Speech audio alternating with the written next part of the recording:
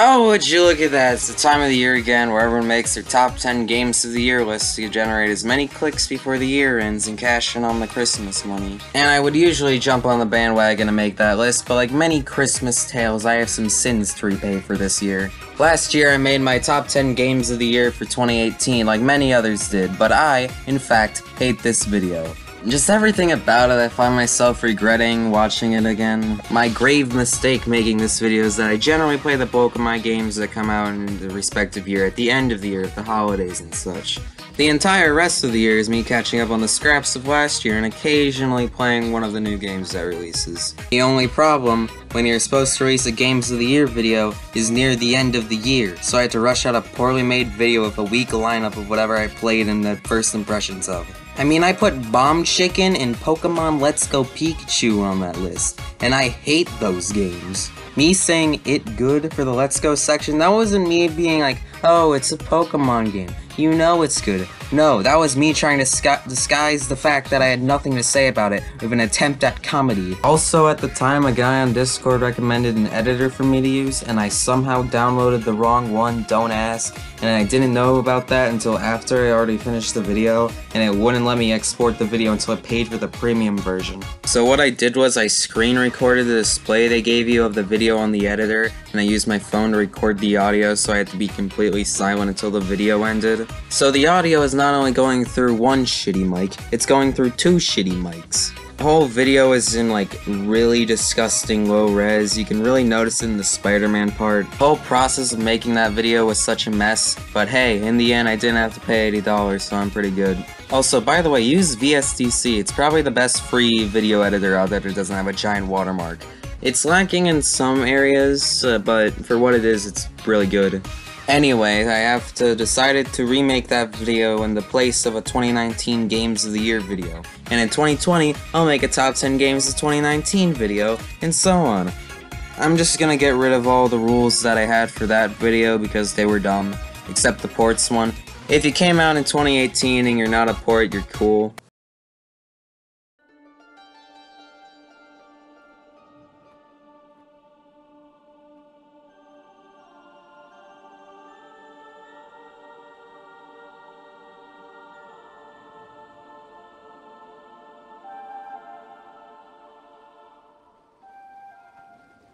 Shadow of the Colossus is a game that I'm conflicted on, to say the least. Presentation-wise, 10 out of 10. Exploring the Forbidden Lands can at times feel like a legit adventure. The problems start to arise when you get to the game part of the video game. It feels like they specifically made parts of this game to just annoy the player. A lot of bosses are super boring to fight because they just make you wait constantly, unable to do anything. The horse is just really stupid and gets stuck on the smallest of rocks. Climbing feels like a pain. The camera gets stuck on stuff trying to make it look cinematic. But the game is an absolute master at the setup. The music along with the updated graphics do a truly amazing job at setting the scene for these giants. And when the game clicks, when the music comes together, and everything feels good, that's when you see why people love this game.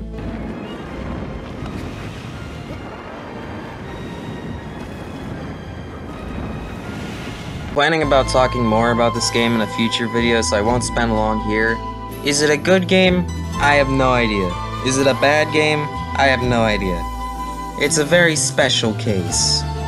As we move more and more into the information age, it is becoming more and more apparent that we as a species are just completely doomed. As we see human beings like you and I online, we realize that some people are just completely brain dead. Some of these specimens think that a game where you do nothing for 45 hours is considered a 10 out of 10. Bleed 2, on the other hand, says, screw that, I'll give you 45 minutes of pure fun. Bleed 2 is a twin-stick shooter. You aim with the right stick and move with the left stick. The controls take a little time to adjust, but you get used to it quickly. Now, 45 minutes sounds really short, but for this game it works, and it's just pure fun from beginning to end. Also, it has a ton of bonuses and extras, difficulties, so you can definitely get some time out of this game. It goes on sale a lot, so look out for it. Alright, just a little, copy and paste. Mega Man 11 is a Mega Man for the 11th time, just kidding you, there's actually 800 trillion Mega Man games out there. After 10 games of using pixel graphics, Capcom didn't want to confuse people with thinking they're an indie studio, so they finally upgraded to 3D, and wow, this game looks incredible with this new style. The levels are incredible themselves. Favorite level? Blast Man. It's a rundown amusement park with having explosive crates all over the place. Also, you have double gear system that has you slowing down time and you can go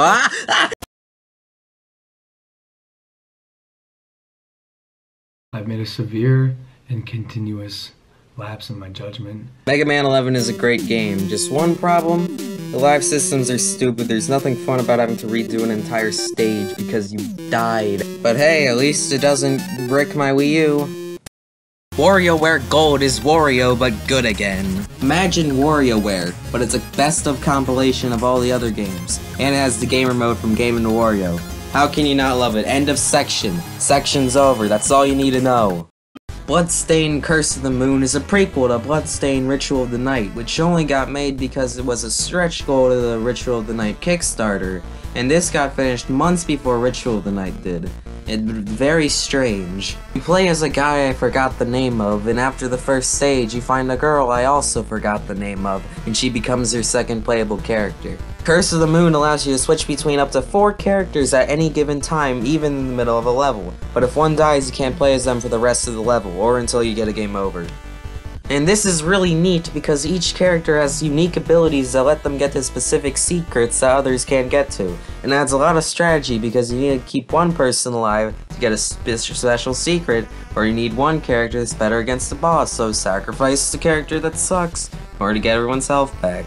Bloodstained is based off of old Castlevania games, and I love those. This is something that can fill the void for me because, sadly Castlevania is...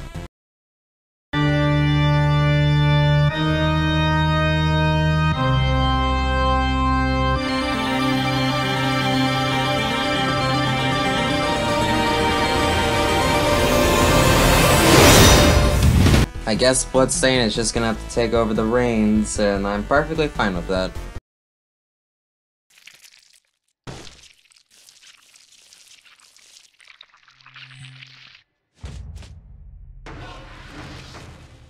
Dead Cells is one of the few roguelike games that does what every good roguelike needs to strive. Be replayable and actually fun. The combat is some of the fastest and smoothest things you will ever experience. The combat is the perfect level between super fast and wanting you to kill everything while also zooming through the entire level. It has some of the coolest secrets I've seen for a roguelite that I won't dare spoil here.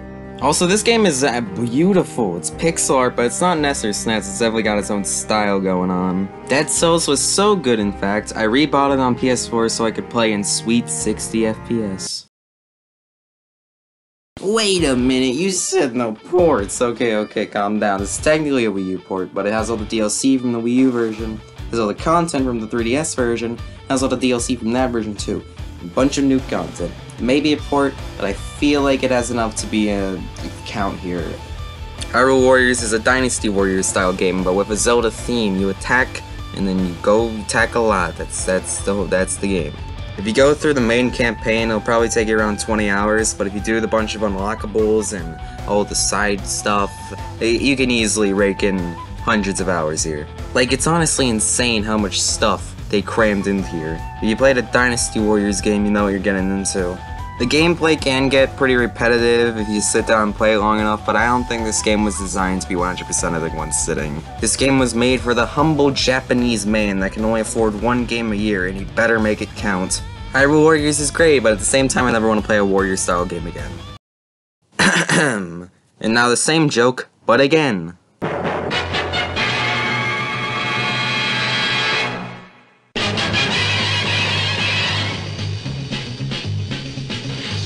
This joke has been copyright claimed. Celeste is one of, if not the most expertly crafted platformer ever made. Okay, those are some pretty big claims I just made, but I can back them up with facts and knowledge. Almost everything is so well put together in every level. It's a simple game, but it keeps adding more and more layers on top of everything. The game starts you off with a dash. This mechanic will never go away for the entire rest of the game. This one mechanic will haunt you until the rest of your days. They take mechanics and then add more mechanics on top of them, and then take other mechanics and combine them, and it's a game that will make you want to master it. It's a game that pushes you to the absolute limit, but that shouldn't scare anyone away. The main game is challenging, but it's very doable. The real challenge comes with the B-sides. When someone says Celeste is hard, the B-sides are what they're talking about. The B-sides are some of the best levels ever in a video game. Period. And then the hearts. What? Some hearts you'll absolutely need a guide for, but the ones that you can figure out on your own, mind-blowing. Celeste isn't perfect, it has some flaws, some of the late game stages are just ridiculous at times, but overall I think it's really one of the best games ever made, and is 100% in my top 5 games of all time. Wait, hold on. If this is one of my favorite games of all time, and it's only number 2, then what is number 1? It's Smash, it's Smash Ultimate, how could it not be Smash? It's the game that I borrowed from my first top 10 games of whatever's 2018 because it was so good, I had to borrow it to give everyone else a shot at first.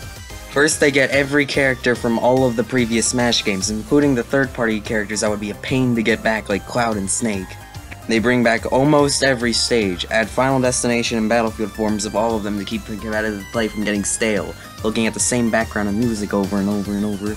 Then they add a story mode that a lot of people had mixed feelings on, but I actually really enjoyed. They tweak the game to make it more competitively viable by only having to use one air dodge instead of getting like 15 billion of them. And then they add in brand new stuff, new characters, new stages, new music, new spirits, new modes, new items, new everything. And they're still adding more of DLC. Also with the DLC, I pretty much loved all of the things so far. You got funny high tier man, funny lucky man, funny feather man, and funny input command man.